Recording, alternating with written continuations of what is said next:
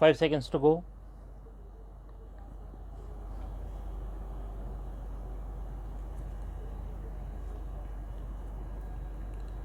Start.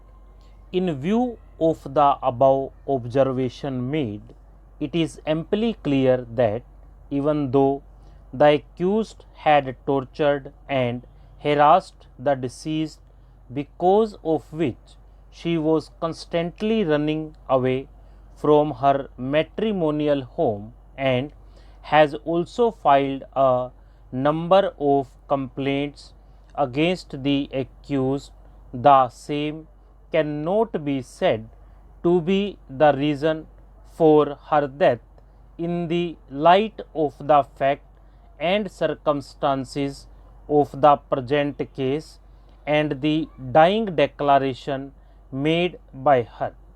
The learned counsel for the appellants has placed reliance upon the decision of this court reported in the case of Ramesh Kumar versus State of Chhattisgarh 2014 Volume 9 SCC 491, wherein it is held that sections 49A and 306 IPC are independent and constitute different offences.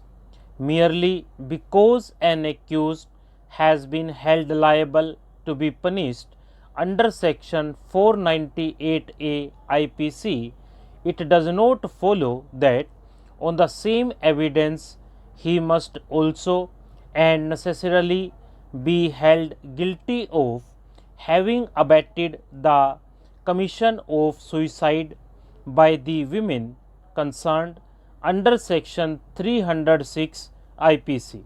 Therefore, the conviction and sentence for offence punishable under section 306 read with section 114 of the IPC of the present appellants is contrary to the legal evidence on record, particularly the dying declaration of the deceased and the conduct of the accused who took the deceased to the hospital.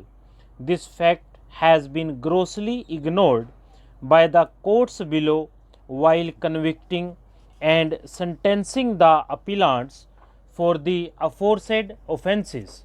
Therefore, the conviction and sentence for the aforesaid offence is erroneous and accordingly it is liable to be set aside.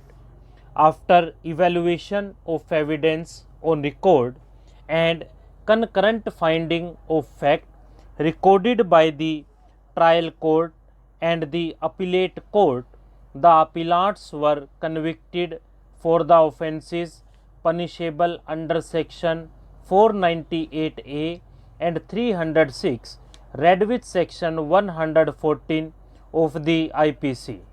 The accused were acquitted for the offences punishable under section 304B read with section 114 of IPC and section 4 of the Dowry Prohibition Act 1961, as they did not find any evidence on record to bring home the guilt of appellants for the offences punishable under section 306, as there is no cogent evidence in this regard in the finding of fact.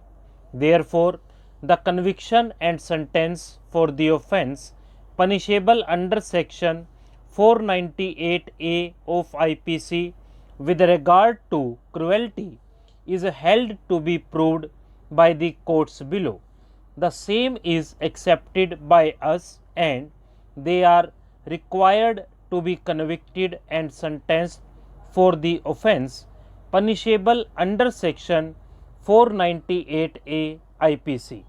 The conviction and sentence passed by the High Court for the offence punishable under section 306 read with section 114 of IPC is liable to be set aside, and accordingly we set aside the same.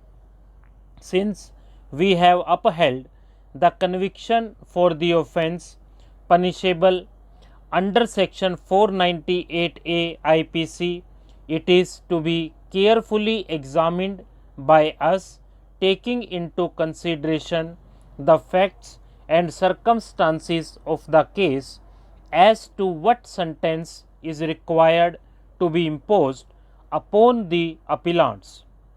Stop.